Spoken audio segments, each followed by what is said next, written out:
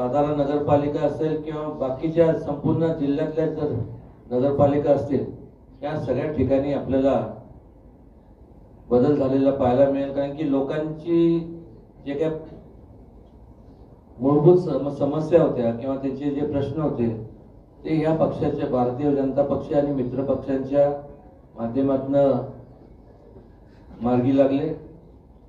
आणि त्यामुळं मला खात्री आहे की हे करत असताना जो माझ्या समोर जो प्रश्न होता तो शिवेंद्रजींच्या दोघांच्या समोर, त्यांच्या सुद्धा समोर जो प्रश्न होता की आता नेमकं उमेदवार मोजके म्हणजे जागा मोजके आहेत, तर द्यायचं कोणाला.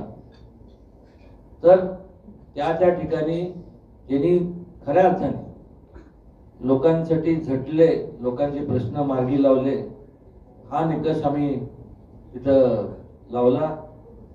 आणि त्या पद्धतीने आज संपूर्ण केवळ फक्त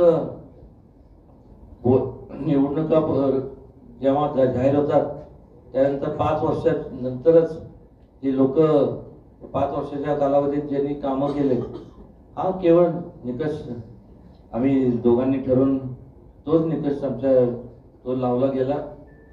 त्यामुळे मला माहिती आहे की सगळ्यांना तर जागा आहेत 50 आणि त्यात सगळ्यांना इच्छुक भरपूर असतात.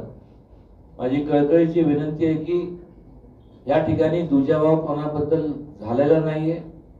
त्यामुळं कोणाला असं वाटू नये की मला का नाही, मग त्याला का.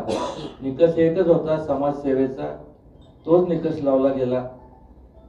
आणि त्या पद्धतीने मला खात्री आहे की या पुढच्या 5 वर्षात तुमच्या सगळ्यांच्या आशीर्वादाने केवळ सातारा नगरपालिकेपुरतं मर्यादित मी बोलत नाही, तर संपूर्ण सातारा जिल्ह्यात आपण जर पाहिलं तर एका काळी हा संपूर्ण काँग्रेसचा बालेकिल्ला होता पश्चिम महाराष्ट्रात.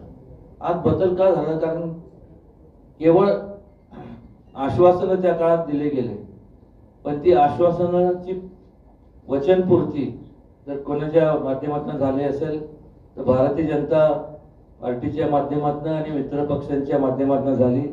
आणि त्यामुळं संपूर्ण लोकांनी आशीर्वाद दिले आणि संपूर्ण केवळ सातारा नाही तर संपूर्ण पश्चिम महाराष्ट्र आणि महाराष्ट्रात जो बदल झाला त्याचं कारणच ते. त्यामुळं स्वाभाविक आहे की ज्यांना उमेदवारी मिळाली नाही, माझी कळकळीची विनंती आहे त्यांना की कुठं ना कुठं तरी त्यांना कशातनं तरी संधी दे. आम्ही आमच्या दोघांच्या माध्यमातून म्हणा किंवा भारतीय जनता पक्षाच्या माध्यमातून दिली गेली जाईल.